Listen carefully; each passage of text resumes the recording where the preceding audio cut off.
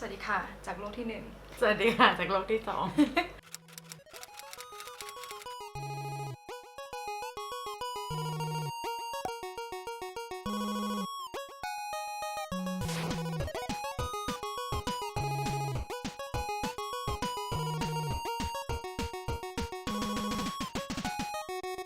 อันยองอาเซโย ฮัลโหลสวัสดีค่ะทุกคน วันนี้เราจะมาทำคลิปที่ได้รับคำถามทุกวันเกี่ยวกับการเรียนภาษาเกาหลีก็เลยคิดว่ารวบรวมมาแล้วก็ตอบทีเดียวเลยดีกว่า ก่อนจะเริ่มคลิปก็บอกกันว่าอันเนี้ยเป็นวิธีการเรียนของพวกเราการเรียนภาษาของคนแต่ละคนมันแตกต่างกันพื้นฐานของคนแตกต่างกันอย่างเช่นพวกเราคิดเลขไม่ได้บางคนก็เก่งเลขบางคนก็เก่งวิทย์บางคนก็เก่งออกกำลังกายแบบด้านที่ถนัดไม่เหมือนกันมาตั้งแต่เกิดเพราะฉะนั้นก็ต้องเอาไปปรับใช้กับตัวเองดูนะคะคำถามแรกนะคะที่ถามเข้ามาเยอะมากก็คือทำไมถึงเรียนภาษาเกาหลี ฟังภาษาเกาหลีแล้วมันน่ารักดีไม่เป็นแบบอะไรซะจำได้เลยเริ่มที่ออทัมอินไมฮาร์ทไม่รู้ใครรู้จักว่าคือแก่มากซื้อหนังสือมาคัดเพราะว่าตัวอักษรภาษาเกาหลีความจริงมันไม่เยอะเลยใช่ไหมแล้วก็จำง่ายมากวิธีการอ่านเบื้องต้นอะไรเงี้ยมันทำได้แล้วค่อยไปเรียนที่เรียนพิเศษ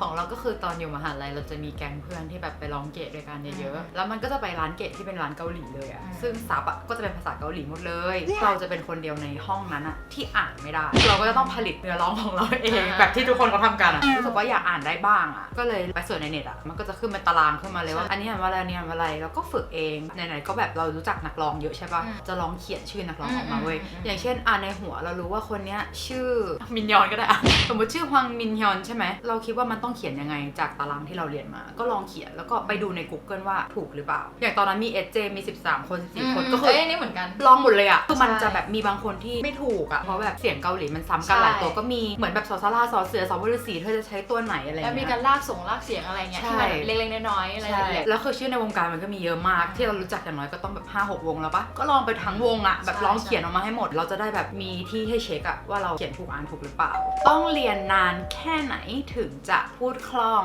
แล้วก็ต้องใช้เวลาอย่างน้อยกี่ปีอันนี้ก็เป็นคำถามที่เจอทุกวันและเครียดมากนี่มันแล้วแต่คนมากๆเลยขึ้นอยู่กับโอกาสด้วยมั้งอย่างเช่นสมมติว่าถ้าได้ไปเรียนภาษาเกาหลีที่เกาหลีเลยอ่ะเราก็ต้องไปเร็วกว่าเพื่อนคนอื่นที่เรียนอยู่ที่เมืองไทยอยู่แล้วถูกไหมแต่ว่ามันก็มีนะคนที่อยู่เกาหลีมาเป็น10 ปีแต่พูดไม่ได้เลยสักคำคือมันขึ้นอยู่กับความพยายามด้วยเราชอบเจอฝรั่งอ่ะอยู่มา5 ปีแล้วแต่ว่าไอก็ยังอ่านเกาหลีไม่ออกสักตัวคืออย่างนั้นนะคือไม่มีความพยายามไงมันก็ไม่รอดหรือว่าถ้าอยู่ไทยอ่ะก็พยายามสร้าง environment ให้มันเกาหลีอ่ะทำได้นะเพราะฉะนั้นมันขึ้นอยู่กับเราพยายามมากแค่ไหนเนี่ยอย่างเรากับกิงเนี้ยเริ่มเรียนด้วยตัวเองเนี้ยวันนึงอ่ะเรียนกี่ชั่วโมงแต่ละคนไม่เหมือนกันไอ้ที่ฝึกพูดกี่ชั่วโมงเขียนกี่ชั่วโมงอ่านกี่ชั่วโมงของแต่ละคนไม่เท่ากันเลยอ่ะมันตอบไม่ได้ว่าปีนึงจะรอด2 ปีจะรอดอะไรอย่างเงี้ยแล้วกิงก็ว่าอยู่ที่ความสนใจของเราด้วยเพราะว่าถ้ายิ่งเราสนใจมากใช่ป่ะเราก็จะอยากไปดูเราจะอยากไปฟังเราจะอยากไปหามันอ่ะจะทำให้เรามีความขนขวายอยู่กับมันมากขึ้นอย่างเงี้ยคือคำว่า1 ปี 2 ปีของทุกคนอ่ะไม่เท่ากันเราเรียนอาทิตย์นึงเราเรียนแค่แบบ3 ชั่วโมงคือ2 ปีของคนอื่นอาจจะเรียนอาทิตย์ละแบบ12 ชั่วโมงอย่างเงี้ยอย่างที่เราเรียนในมหาลัยอ่ะห้องมันใหญ่ใช่ปะห้องนึงแบบ30-40 คนมันไม่มีโอกาสที่เราจะพูดออกมาเราประมาณปีครึ่งคือเหมือนปีแรกอ่ะเป็นปีที่เรียนพวกฮันเกิลเองแล้วก็เริ่มเรียนพวกแกรมมาง่ายๆแบบตัว1อะไรอย่างงี้ใช่ปะแล้วพอเริ่มเรียนตัว2อ่ะก็ไปขออาจารย์เกาหลีที่มหาลัยบอกเขาว่าอยากฝึกพูดด้วยพอรู้สึกแล้วว่าตัวเองอ่ะผลิตออกมาไม่ได้คือแบบฟังเขาได้แต่ผลิตออกมาไม่ได้ก็เลยเดินไปบอกเขาว่าแบบขอฝึกได้ไหมจริงปะก็เลยคือตอนแรกอ่ะมันมีเพื่อนอีกคนนึงก็คืออีเฟน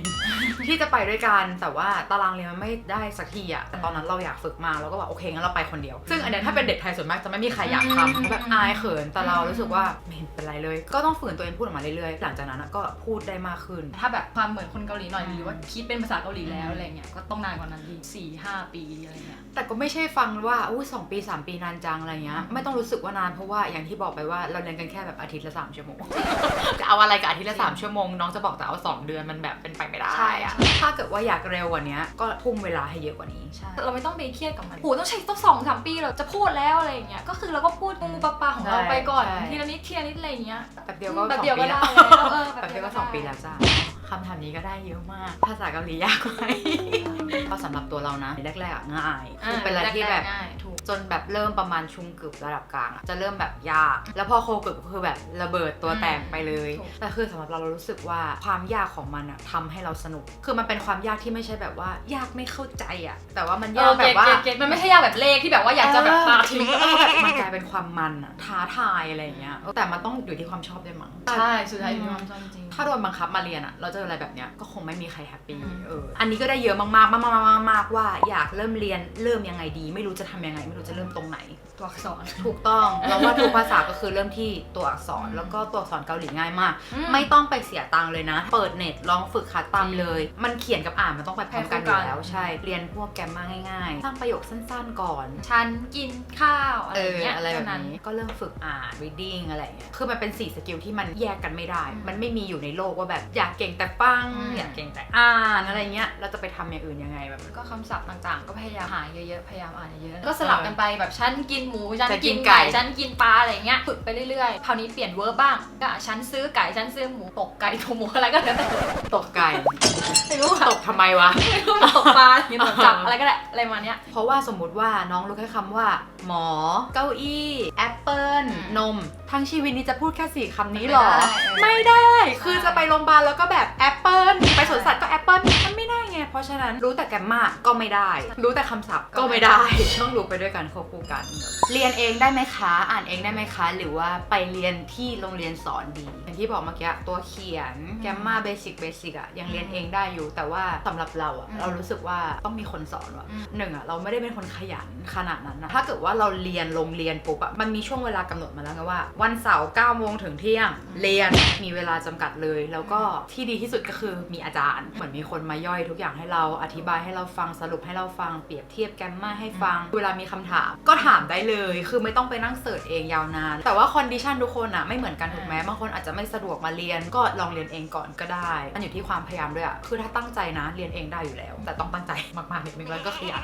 สำหรับกินเลยอะกินว่าเรียนอาจารย์ด้วยแล้วก็เรียนเองด้วย ใช่ ดีที่สุด มันต้องช่วยกัน เป็นการต่อยอดและเป็นการเรียนเอง แล้วก็อย่าหวังแต่จะพึ่งในห้องเรียนอย่างเดียว ใช่ เพราะห้องเรียนมันแค่อาทิตย์ละ2-3 ชั่วโมงอะ ถูก มันจบในนั้นไม่ได้ ถ้าเรากลับบ้านไปแล้วเราไม่ท่องศัพท์เราไม่ทบทวนอะอาจารย์ไม่สามารถไปที่บ้านแล้วก็แบบ ถูก ได้ถูกไหมร่วมด้วยช่วยกัน ใช่ เข้าคำถามต่อไปพอดีเลยค่ะบอกให้จำศัพท์ใช่ไหมมีวิธีการจำไหมขอวิธีการจำศัพท์ที่รวดเร็วและจะจำไปได้ตลอดชีวิตนี่อันนี้ถามมาอย่างนี้เลยนะนี่ไม่ได้แต่งเองเขาถามมาอย่างนี้เลย จำได้ตลอดชีวิตเลยเหรอ ภาษานะถ้าเราไม่ใช้นานๆนะเราลืมก็อย่างพวกเราเรียนเอกหญิงอะคือตอนอยู่จุฬาเรียนกันทุกวันศัพท์ยากมาก ใช่ ต้องเขียนรายงานส่งทุกวันคือช่วงนั้นก็จะเป็นช่วงที่ภาษาอังกฤษดีที่สุดในชีวิต เพราะว่าแบบมันต้องไฮโซตลอดเวลา ใช่ เขาใจะแมง่ายๆมันไม่ได้แบบศัพท์เราต้องแบบอลังการงานสร้าง ใช่ แต่พอเรียนจบมาปุ๊บอะมัน จริง ไม่มีโอกาสได้ใช้ไง โอ้ คือถึงจะเจอฝรั่งอะไรเงี้ยเราก็ไม่จำเป็นต้องใช้ศัพท์ไฮโซตลอดเวลา โอ้ เข้าใจปะเพราะฉะนั้นทุกวันเนี้ยถ้าเราย้อนกลับไปดูงานตัวเองนะเราจะแบบเขียนอย่างนี้ได้ยังไง ใช่ แล้วศัพท์อันนี้ที่ใช้คืออะไรวะอะไรอย่าง ใช่ เงี้ย ก็จำไม่ได้เหมือนกัน ใช่ถ้ามันไม่ใช้อ่ะลืมอยู่แล้ววิธีที่ไม่ให้ลืมอ่ะ ไม่มี มีนอกจากใช้ทุกวันถ้าเกิดว่าเราไม่รีบเราก็จะจำจากวาไรตี้ไม่ว่าจะเป็นวาไรตี้หรือละครหรือไอดอลอะไรก็ตามอ่ะมันจะมีหัวข้อศัพท์เดิมๆมันจะขึ้นมาบ่อยมาก อืม แล้วมันจะซึมซับเข้าไปเองอัตโนมัติถ้ารีบแบบที่น้องบอกว่าอยากได้ชั่วข้ามคืน เราจะเขียน เขียนแล้วก็เขียนกับแปลงเขียนแล้วก็เขียนกับแปลงเขียนแล้วก็เขียนกับแปล ใช่ ง เหมือน ก็ กัน ปิดแล้วก็ เคยทำให้ดูแล้วเดี๋ยวใส่ลิงก์ไว้ตรงนี้ปึ๊บ อืม แต่ว่าทีเนี้ยจะมีบางคนที่เราเคยเห็นนะเขาไม่เขียนอ่ะเขาจะแบบใช้พูดอ่ะซึ่งอันเนี้ยมันจะไปตายตรงที่สะกดผิด ใช่ เขียนมาจำได้เร็วกว่าจริงๆสมมติว่านั่งเขียนในห้องสอบเนี้ยมันจะมีความแบบเฮ้ยมันอยู่ตรงนี้ที่เราเขียนไว้แบบจริงๆแล้วจริงๆแบบว่า อยู่ตรงแบบว่ามุมซ้ายกระดาษบนแบบมันจะแบบ แต่มันเบลอ พอแต่มันจะเบลอนิดนึงแต่ว่าพอคุ้นมืออยู่ถ้าเราเขียนสัก10 รอบเราก็จะมีเปอร์เซ็นต์ถูกเยอะกว่า คำไหนที่จำยากๆอ่ะพยายามเชื่อมกับอะไรตลกๆอ่ะ อันนี้สไตล์พี่เจ ใช่จำตลอดชีวิตจริงๆอ่ะ พยายามหาวิธีจำที่ว่ามันเหมาะกับตัวเองแล้วจำได้เลยหาไปเรื่อยๆเดี๋ยวมันก็มี เพลงต่อไปเขาบอกว่าฟังพอรู้เรื่องแล้ว แต่ว่าพูดไม่ได้อะทำยังไงดีคะตอนแรกๆเราก็เป็นนะ มันพูดไม่ออกหรอก เพราะว่ามันไม่เคยลองไงต้องผลิตออกมา ถ้าเกิดว่าไม่ผลิตออกมาสักทีอ่ะมันก็ไม่ออกมามัน พยายามเขียนก็ได้สร้างประโยคเองแบบว่าสถานการณ์นี้เราอยากจะระบายอยากจะเลยทวิตด้วยแบบว่ารำคาญเพื่อนจังเลยค่ะเขียนไปเลยเขียนภาษาเกาหลีแล้วก็ถึงไม่มีใครพูดด้วยพูดกับตัวเองเนาะ เนี่ยไม่ว่าจะคุยกับใครเขาก็พูดกับตัวเองกันทั้งนั้นเลยทุกคนคือเราก็พูดกับตัวเองแบบสร้างสถานการณ์ขึ้นมาเลยวันนี้อยากอยู่ในรายการอะไร อยากให้ใครมาถามคำถามอะไรสร้างเลยอยากบ่นเรื่องอะไรบ่นเลยเฮ้ยตรงนี้เราจะพูดยังไงให้สวยงามดีหรือก็ กระบวนการที่ซ่อมแซมอะสิ่งที่เราทำผิดอะมันจะเกิดขึ้นเอง หรอ ขนาดบางทีพิมพ์บนในทวิตอะพิมพ์แบบเรารู้สึกแกมมานี้ไม่สวย เฮ้ยเหมือนกันเป็นเหมือนกันใช้แกมมานี่ซ้ำบ่อยจังเลย ไม่คูลทั้งที่จริงคนที่รู้เรื่องกันก็มีแค่ไม่กี่คนใช่ นั่นแอนหนูก็คือรู้คนเดียว ใช่แต่เราจะอยากแก้ไงอยากพูดภาษาเกาหลีให้เก่งแต่ว่าไม่มีโอกาสใช้ในชีวิตประจำวันที่บ้านไม่มีใครให้พูดด้วยเลยค่ะทำยังไงดีที่บ้านเราก็มีแต่ลำดวนที่จะยอมพูดกับเราด้วยภาษาเกาหลีเพราะว่าลำดวนฟังเราไม่ได้แต่เราเชื่อว่าลำดวนฟังเราออกในบางสถานการณ์อย่างพูดภาษาไทยภาษาอังกฤษภาษาเกาหลีทุกภาษากับลำดวนวันนั้นอยู่ในโหมดไหนก็พูดกับลำดวนภาษานั้น คือสมมติถ้าเราพูดออกมาผิดอะเราก็จะรู้ตัวเราพูดผิดมันจะเดเละ บางทีแม่ตกใจเลยบางทีพูดภาษาเกาหลีออกมาน่ารักจังไปทำอย่างนี้หรือทำตัวตลกจังหรืออะไรอย่างเงี้ยก็คือพูดเป็นภาษาเกาหลีออกมา บางคนอาจจะบอกว่าต้องไปหาเพื่อนคนเกาหลีที่ไหนหรือแบบแฟนเกาหลีอะไรเงี้ยตอนที่เราเรียนภาษาเกาหลีที่ไทยอะเราไม่มีเพื่อนเกาหลีด้วยนะเพราะฉะนั้นที่เหลือก็คือมีแฟนอยู่ในจอก็คุยกับแฟนในจอ ถูก ฝึกฝนการเขียนจากอะไรเขียนจดหมาย พูดจริงๆป่ะแบบเคยถ่ายจดหมายไว้อะที่เขียนครั้งแรกๆอะแกมมาแบบผิดเยอะมากแต่พวกนี้อ่านเราก็แบบเขาอ่านแล้วเขาต้องแบบน่ารักซุ่มดูเพย์ยาฟังแฟนในจอแล้วก็พูดกับแฟนในจอแหละมีแรงดันใจสุดแล้วต่อไปค่ะเขาถามว่าจะรู้ได้ยังไงว่าเราชอบภาษาที่เราเรียนอยู่จริงๆถ้าเราอยากเรียนต่อไปเรื่อยๆก็จะรู้ว่ามันเป็นภาษาที่ถูกเคยเรียนภาษาญี่ปุ่นไม่โอเคกับมันไม่ไหวแล้วอย่างเงี้ยมันไม่อยากเรียนแล้วอ่ะไม่อยากอยู่กับมันไม่อยากเห็นไม่อยากฟังก็รู้ว่ามันไม่ใช่มันเหมือนหาคนที่ใช่ถ้าบางทีน้องเจอคนที่น้องไม่ได้ชอบน้องก็รู้เลยแบบว่าไม่ต้องพูดกับมันยังรู้เลยว่าไม่ชอบหรือว่าอาจจะลองพูดได้แล้วประมาณ5ประโยคไม่ชอบเหมือนรู้จักคนเลยอ่ะแบบแรกๆอาจจะได้จังเลยสักพักแบบไม่ได้ละนิสัยอย่างงี้แมวแล้วไม่ไปด้วยกันแบบทำไมซับซ้อนอะไรเงี้ยถ้าลองรู้แน่ไม่เกิดการสับสน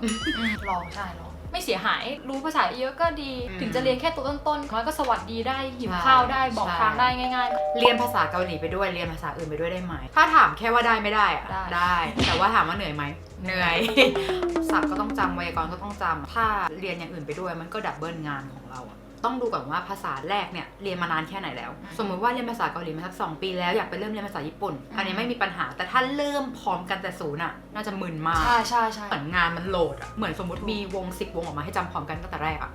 จำไม่ทันหรอกแต่ถ้าแบบออกมา6 เดือนแล้วมีวงใหม่มาก็จำได้แต่ว่ารู้หลายๆภาษาบางทีช่วยเหลือนะถ้าเราเข้าใจสิ่งนี้ในภาษานี้แล้วมันจะไปโผล่ในอีกภาษาหนึ่งอะแบบเป็นเอลิเมนต์บางอย่างที่มันจะคล้ายๆกันเวลาพี่ดูหนังดูละครดูอะไรก็ตามเนี่ยพี่ดูซับไหมคะตอนแรกเริ่มเลยดูซับก่อนพอประมาณกลางๆพอเริ่มได้นิดนึงสำหรับกิงไม่ดูเลยแต่ว่าจะดูเยนึงที่มีคำเขียนร่างดูว่าแบบมันคืออย่างนี้คำศัพท์อะไรที่เราเคยเจอเขาใช้ในสถานการณ์นี้นี่เองเขาพูดอย่างนี้นี่เองอะไรเงี้ยแล้วกิงรู้สึกว่ากิงอะได้เร็วจากตอนนั้นแหละคือถ้าช่วงแรกๆที่เริ่มเรียนถ้าเราปิดซับไปเลยอ่ะมันจะต้องมีคนที่รู้สึกอึดอัดใจอ่ะก็แบบฟังอะไรไม่รู้เรื่องเลยมันต้องค่อยๆลดไปเรื่อยๆมากกว่าแต่ถ้าปัจจุบันเนี้ยก็คือแล้วแต่ว่าอันไหนชัดกว่าก็เลือกอันนี้ไม่ชัด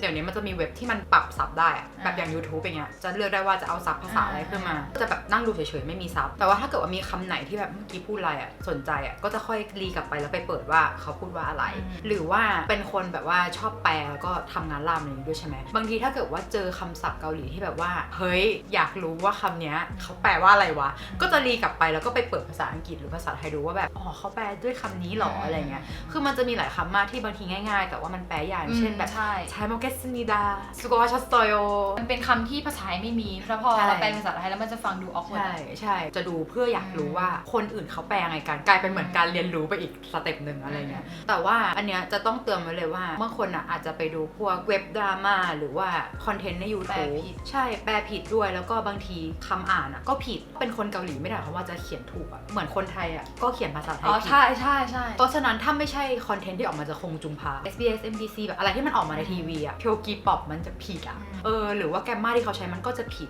บางทีคงจุมพายังผิดเลยมันเขียนแบบไว้รุ่นแบบเวลาดูเยนึงนะแล้วถ้ามันมีซับนะคนพูดมาด้วยคำนึงบางทีเขาจะแก้ข้างล่างเพราะว่าภาษาที่เขาพูดออกมามันเป็นภาษาที่มันผิดเพราะฉะนั้นถ้าดูอย่างนั้นปุ๊บจะเกิดประโยชน์ไม่ได้บอกว่าไม่ให้ดูคอนเทนต์ใน YouTube นะดูได้ข้อสุดท้ายนะคะพี่เคยมีช่วงเวลาที่ท้อแท้อยากเลิกเรียนไหมคะแบบว่าหมด passion แห้งเป็นซาฮาราอันนี้กูเติมเอง มีตอนเรียนเกือบ4คืออันนี้อาจารย์เคยพูดเลยว่าเด็กจะมาเครียดกันตอนเกือบ4เยอะมากเพราะว่ามันเหมือนเป็นช่วงป่วยเลี้ยวป่วยต่อจากอะไรที่มันเคยง่ายๆคอมเพล็กซ์มากๆแกมมาซ้ำกันทำไมเยอะขนาดนี้ทำไมแกมมาต้องมีหลายเลเวลคำศัพท์ก็ทำไมคล้ายกันอย่างนี้เราก็จะเริ่มรู้สึกว่าคำนี้เรียนไปจะพูดกับใครทำไมต้องรู้คำนี้ใน นภาษาเกาหลีหัวข้อนี้จะรู้ไปทำไมชาตินี้จะได้พูดไหมก็ต้องพยายามกลับไปหาสิ่งที่เราเริ่มมาจากมันเราเคยเอนจอยกับมันเพราะอะไรหรอแล้วก็จะมีช่วงที่เป็นแบบโอ๊ยไม่เอาเราไม่อยากรู้แล้วว่ารู้แค่นี้พอแล้วทำไมต้องรู้เยอะกว่านี้แต่การเรียนรู้ไม่มีที่สิ้นสุดค่ะพอไปถึงกลางๆอย่างเงี้ยมันเริ่มยากขึ้นใช่ป่ะเราว่าหลายคนเริ่มถอดใจไม่ต้องรู้ขนาดนั้นก็ได้ถ้ารู้สึกชอบแล้วอะเราไปให้สุดเลยเว้ยกว่าเราจะเจอที่เราชอบมันยากมันยากสิ่งที่เรามีแพชชั่นอะไรอย่างเงี้ยเพราะฉะนั้นแบบลุยเลยแต่แรกไปให้สุดยังไงภาษาไหนก็ยากทั้งนั้นแหละเราไม่ใช่ภาษาแม่เราภาษาไทยก็ยังยากเลยสำหรับเราใช่ปะใช่ อันไหนก็ยากทั้งนั้นอะแล้วมันก็ต้องใช้ความพยายามเรามีความชอบมันจะยากอย่างสนุกเพราะฉะนั้นลุยขอให้ทุกคนสู้ๆกับการเรียนภาษาเกาหลีนะคะแต่ว่าถ้าเกิดว่าเคยไปลองแล้วรู้สึกว่ามันไม่ใช่อ่ะไม่ต้องฝืนนะ